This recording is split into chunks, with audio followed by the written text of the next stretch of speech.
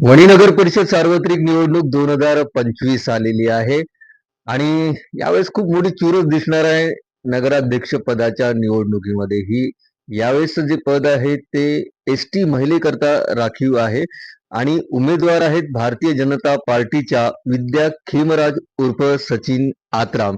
तर विद्याताई, आपण काय तुमची दिशा आणि धोरण ठरलेलं आहे आणि काय तुमचं राजकीय किंवा सामाजिक पार्श्वभूमीबद्दल थोडक्यात सांगा. नमस्कार. मी विद्या खेमराज उर्फ सचिन आत्राम.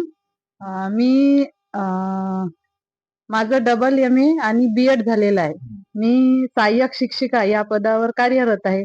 गेल्या 15 वर्षापासून मी आदर्श हायस्कूल इथे सहाय्यक शिक्षिकेचं कार्य करत आहे आणि माझ्या कुटुंबाला सामाजिक तसेच राजकीय वारसा पण आहे आणि मी सामाजिक राजकीय कार्य कशा पद्धतीने होतात हे अतिशय जवळून बघितलेले आहे आणि माझं धोरण असं राहील की 80% सामाजिक समाजकारण आणि 20% राजकारण अशा दृष्टीने मी राजकीय आणि सामाजिक क्षेत्रामध्ये कार्य करण्याचा प्रयत्न करीन.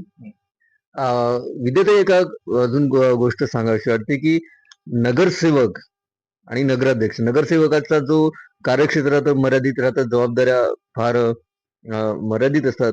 नगराध्यक्ष म्हणून जे काय समस्या तुम्हाला दिसतात, तुम्ही कोणकोणत्या समस्यांवरती विशेषतः फोकस करणार? याआधी माननीय माजी आमदार संजू रेड्डी बोतकुरवार यांच्या नेतृत्वामध्ये आपल्या नगर परिषदेमध्ये भाजपाची सत्ता होती आणि त्यांच्या नेतृत्वामध्ये बरेचसे कामं झालेले आहे.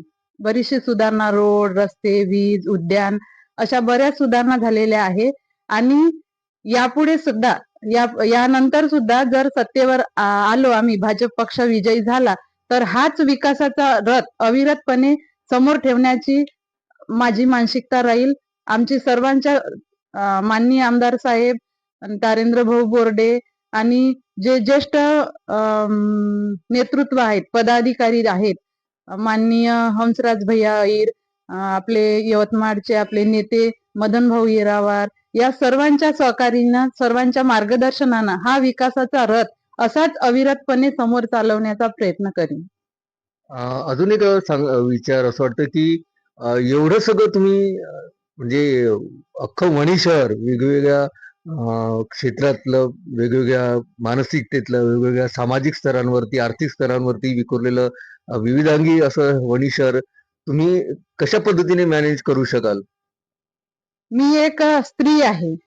मी महिला शिक्षिका आहे, स्त्री आहे आणि स्त्रियांना नैसर्गिकच देण असते की सर्वांना सांभाळून घ्यायचं. सासर, माहेर आणि शेजारी पाजारी नातेवाईक सगळ्यांना सामावून घेणं, सगळ्यांना सोबत घेऊन चालणं ही नैसर्गिकच देण असते स्त्रियांना. आणि मी शिक्षिकेचं कार्य करत असल्यामुळे माझ्या शाळेमधला भरपूर असा स्टाफ, त्या सर्वांना सोबत घेऊन चालणं असते आणि मेन म्हणजे विद्यार्थी असतात आणि विद्यार्थी एवढे वेगवेगळ्या गटातून, वेगवेगळ्या समाजातून आलेले विद्यार्थी असतात. तर प्रत्येक विद्यार्थ्याची मानसिकता ओळखून त्यांना तशा पद्धतीनं आपल्याला शिक्षण दिल्या जाते, त्यांना समजवल्या जाते, अशा प्रकारचे कार्य करावं लागते. ते मला त्याची जाण आहे. आणि मी जेव्हा BEd केलं, BEd करत असताना माझा ऑप्शनल विषय होता व्यवस्थापन आणि प्रशासन. तर त्या विषयाचं मला या सर्व नगरसेवकांना सर्वांना घेऊन चालण्यासाठी बऱ्याच प्रकारचा मला त्याच्यापासून फायदा होईल, लाभ होईल.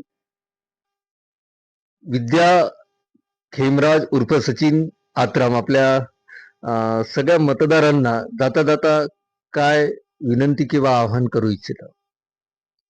मी सर्व जनतेला, वणीकरांना एकच आवाहन करू करते या निमित्ताने की मी विद्या खेमराज उर्फ सचिन आत्राम नगराध्यक्ष पदाची उमेदवार. मला आणि माझे पूर्ण 29 उमेदवार आहेत, त्या सर्व उमेदवाराला येत्या 2 डिसेंबरला मतदान आहे. तर आमचं बोधचिन्ह आहे कमळ. त्या कमळ या बोधचिन्हावर बटन दाबून तुम्ही आम्हा सर्वांना विजयी कराल, सर्वांना सहकार्य कराल अशी मी विनंती करते. आणि हा आपल्या वणी शहराचा विकास असाच प्रकारे अविरत ठेवण्यासाठी तुम्ही आम्हाला मदत करा. धन्यवाद.